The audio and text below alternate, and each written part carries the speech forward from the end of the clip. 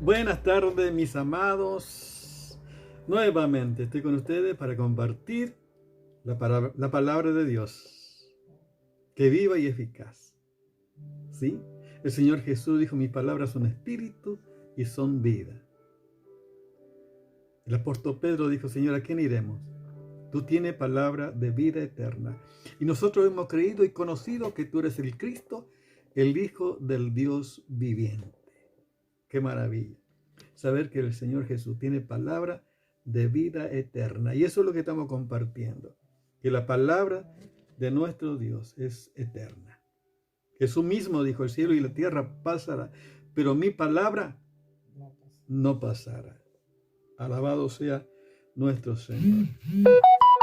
Estamos compartiendo en este tiempo la maravillosa palabra del Señor. Que el hombre natural, conforme a las Escrituras, no percibe las cosas que son del Espíritu de Dios, porque para él son locura y no lo puede entender, porque se han de discernir espiritualmente. 1 Corintios capítulo 2, verso 14. Esto habla de la realidad de toda la humanidad que está sin Cristo. El hombre por su naturaleza es incapaz de conocer al Señor y de ser salvo por su recurso o lo que sea o lo que haga. Nada puede hacer el hombre para obtener la salvación, que es un regalo de Dios. Solo por la fe en Jesucristo nuestro Señor, no por obra para que nadie se gloríe. Y tenemos que saber que la palabra de Dios es la que obra, la que produce, dice la fe. Viene por el oír y el oír por la palabra de Dios. Y sabemos que la mente humana por su naturaleza no puede conocer al Señor. Podemos ver, por ejemplo, dice el Señor Jesús que a los suyos vino, los suyos no lo recibieron. Y podemos decir que los fariseos, los escribas, sacerdotes, eran conocedores de las escrituras, de las profecías, de la ley, pero no recibieron a Jesucristo, al Mesías, que justamente vino conforme a las escrituras, conforme a la profecía bíblica. Por eso, si no hay la obra del Espíritu Santo, el hombre no puede conocer a Jesucristo. Por eso estamos compartiendo que el hombre natural está separado de Dios por naturaleza. Está separado. El apóstol Pablo dice en Efesios capítulo 4, dice, requiero en el Señor, hermano, que no andéis como los otros gentiles que andan en la vanidad de su mente, teniendo el entendimiento entenebrecido, ajeno a las cosas de Dios, por la ignorancia que en ello hay, por la dureza de su corazón. Después que perdieron toda sensibilidad, se entregó a la lascivia para cometer con avidez toda clase de impureza. El apóstol Pablo está hablando de que los cristianos, los creyentes, no anden como los otros, como las otras gente, la gente que no conoce, los gentiles que no conocen a Jesucristo, que anden en la vanidad de su mente. El hombre tiene el entendimiento entenebrecido. Por eso no, por más que uno le pueda explicar, puede ser que uno le convenza a uno con tratar de aclarar las escrituras para que puedan entender. Pero si no hay una obra del Espíritu de Dios, el hombre no puede conocer a Dios. Esto tenemos que saber con claridad.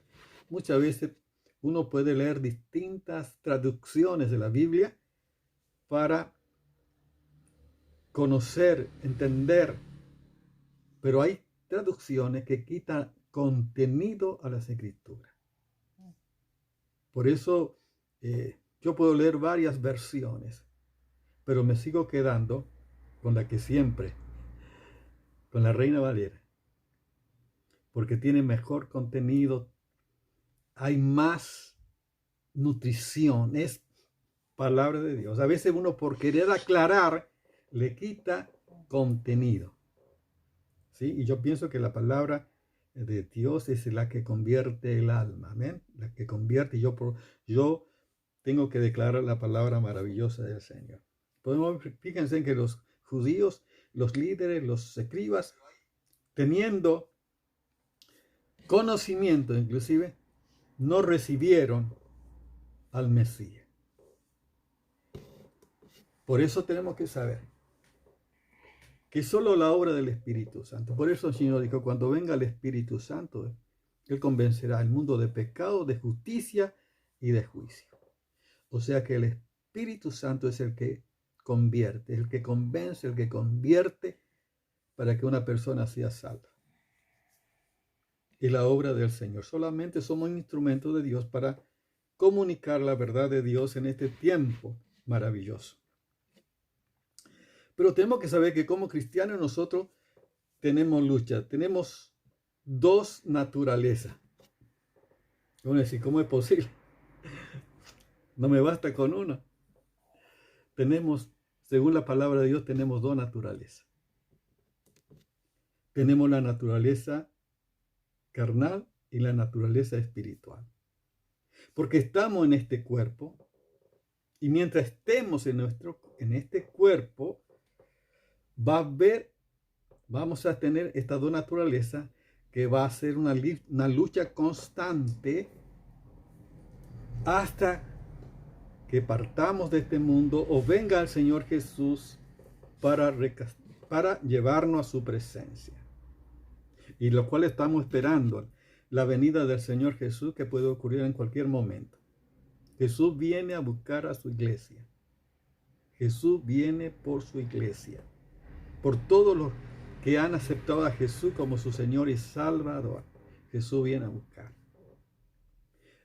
¿Por qué decimos que tenemos dos naturalezas? Porque la palabra dice, por ejemplo, cuando uno acepta a Jesús, inclusive Jesús le dijo a Nicodemo que si no nace de nuevo no puede ver el reino de Dios.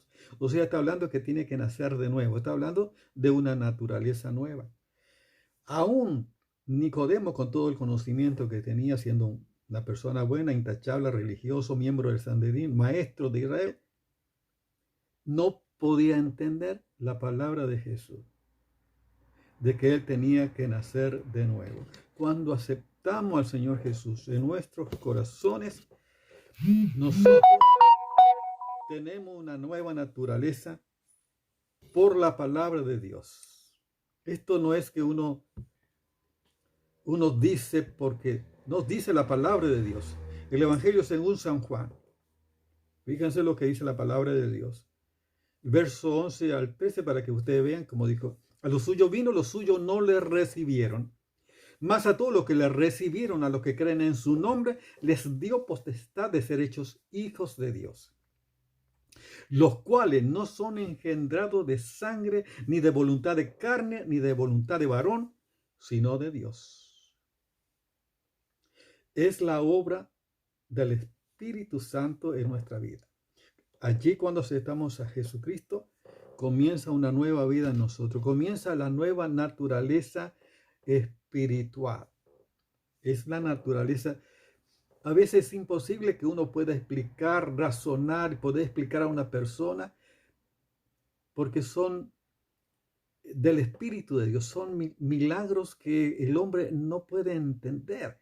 ¿Cómo puedo explicar a una persona nacer de nuevo? ¿Qué significa nacer de nuevo? Solamente le podemos decir, bueno, aceptar a Cristo, pero lo que uno siente, toda la obra de Dios en nuestra vida, son milagros, son hechos divinos, son obras del Espíritu de Dios en nuestra vida. Dice la palabra en 2 Pedro, por ejemplo, como todas las cosas que pertenecen a la vida y a la piedad no han sido dadas por su divino poder, mediante el conocimiento de aquel que nos llamó por su gloria y excelencia, por medio de las cuales nos ha sido dada preciosa y grandísima promesa, para que por ella llegásemos a ser participantes de la naturaleza divina, habiendo huido de la corrupción que hay en el mundo a causa de la concupiscencia. Fíjense en que la palabra dice, somos participantes de la naturaleza divina. Qué milagros extraordinarios. ¿Cómo yo puedo explicar a una persona? que el eterno, de la eternidad, el que vive por la eternidad, somos parte de esa naturaleza omnipotente, todopoderoso. Somos parte del poder de la resurrección. Poder explicar que nuestro cuerpo es el templo del Espíritu Santo. Es el milagro más extraordinario. Solo por la fe, solo por la obra de Dios, es solo la obra del Espíritu Santo en nosotros. Por eso es un privilegio conocer la maravillosa palabra de Dios. Por eso necesitamos crecer en conocer a nuestro Dios según su revelación, según su palabra, que es maravillosa la palabra de Dios. En Gálatas capítulo 5, versos 16 y 17, dice la palabra de Dios: digo pues, andad en el Espíritu y no satisfagáis los deseos de la carne. Porque el deseo de la carne es contra el Espíritu, y del Espíritu es contra la carne, y estos se oponen entre sí para que no hagáis lo que quisierais. Fíjense en qué manera. Digo, dice el apóstol Pablo, digo pues que andad en el Espíritu y no satisfagáis los deseos de la carne. Es una decisión para vivir de una naturaleza o la otra naturaleza.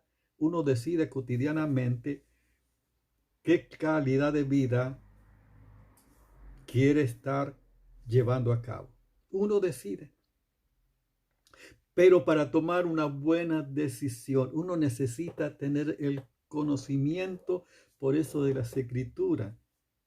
Yo tengo que conocer cuál es la naturaleza divina, cuál es la naturaleza del hombre, cuál es la obra de la carne, cuál es el fruto del Espíritu, para que conociendo yo pueda tomar una buena decisión. Esta es la clave. Si uno lee, por ejemplo, Oseas capítulos 4, versos 6, dice: mi pueblo pereció porque le faltó conocimiento. La clave es conocer las Escrituras, conocer la palabra de Dios, guiado por el Espíritu de Dios, guiado por el Espíritu Santo, que nos guía a toda verdad, para vivir esta vida apasionante, esta vida emocionante, teniendo el recurso del Eterno con nosotros. Es maravilloso nuestro Señor. Bendito sea nuestro Dios. Uno tiene que elegir.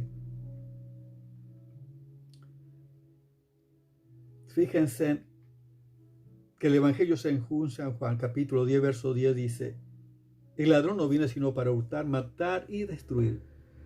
Mas yo he venido para que tengan vida y la tengan en abundancia.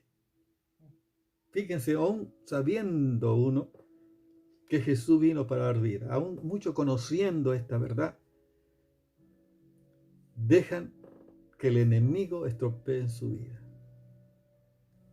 Viven apartados del Señor. Por eso es una decisión. Yo sabiendo, yo decido lo mejor. No, por eso no es una obligación. Dios nos da todo el consejo, todo está a nuestro alcance. Yo decido qué calidad de vida quiero vivir. Y quiero vivir una vida abundante, quiero vivir una vida mediocre, una vida de desobediencia, una vida de esclavitud, una vida mediocre. Uno decide. Yo decido, como dijo Josué: yo y mi casa serviremos a Jehová. Yo serviré a mi Dios por su verdad, por su palabra. Esta es la lucha que tenemos los cristianos. Tenemos dos naturalezas. Por eso tenemos que conocer las Escrituras para saber qué decisión. Fíjense en que cada instante, cada momento yo estoy decidiendo de qué lado estoy. También de acuerdo a eso va a haber manifestaciones en nuestra vida. Yo quiero vivir una vida victoriosa en Cristo Jesús. Yo quiero vivir la vida abundante que el Señor Jesús vino a dar. Señor, yo digo, Señor Jesús, yo quiero vivir la vida abundante que tú viniste a darnos. Yo quiero vivir esa calidad de vida. Por eso vengo a ti buscando tu rostro. Entonces podemos saber que tenemos dos naturalezas y esta naturaleza están en lucha constante. No nos vamos a desprender de esto. Muchas veces queremos que esto desaparezca, que los problemas desaparezcan, que no haya conflicto, que no haya lucha, que no haya circunstancias caóticas en nuestra vida. Pero mientras estemos en este mundo, va a haber, porque esta es parte de nuestra vida y aún de nuestro desarrollo en la vida cristiana. Estamos en la escuela de Dios todos los días, a través de diferentes circunstancias que Dios permite. Dios nos va llevando de gloria en gloria para ver a Dios en Sion. Amén. Ese es un proceso que es importante que uno aprenda a aceptar que todo está bajo su control y que Él quiere lo mejor para sus amados. Es maravilloso, nuestro maravilloso Dios, glorioso. Dice la palabra en Romanos capítulo 7, el verso 5 y 6 dice: porque mientras estábamos en las carnes, las pasiones pecaminosas que eran por la ley obraban en nuestros miembros, llevando fruto para muerte. Fíjense que el pecado siempre, la manifestación de la carne, la vida pecaminosa, siempre el pecado produce la muerte. La Biblia dice, la paga del pecado es la muerte, mas la dádiva de Dios es vida eterna en Cristo Jesús. Pero ahora estamos libres de la ley por haber muerto para aquella que estábamos sujetos, de modo que sirvamos bajo el régimen nuevo del Espíritu y no bajo el régimen viejo de la letra. Qué maravilloso. Jesucristo, fíjense, es el que venció en la cruz del Calvario. Y Él derrotó. Porque tenemos lucha, los cristianos tenemos lucha, fíjense. Tenemos lucha. Si uno lee Efesios capítulo 6, bueno, del verso 10 en adelante, vamos a ver que nuestra lucha dice no es contra carne ni sangre, sino contra principados, contra potestades, contra gobernadores de las tinieblas de este siglo, contra huestes espirituales de maldad en las regiones celestes. Fíjense, tenemos lucha espiritual, tenemos lucha de ataques diabólicos, tenemos lucha con el pecado, con el mundo y también con nuestra propia naturaleza pecaminosa que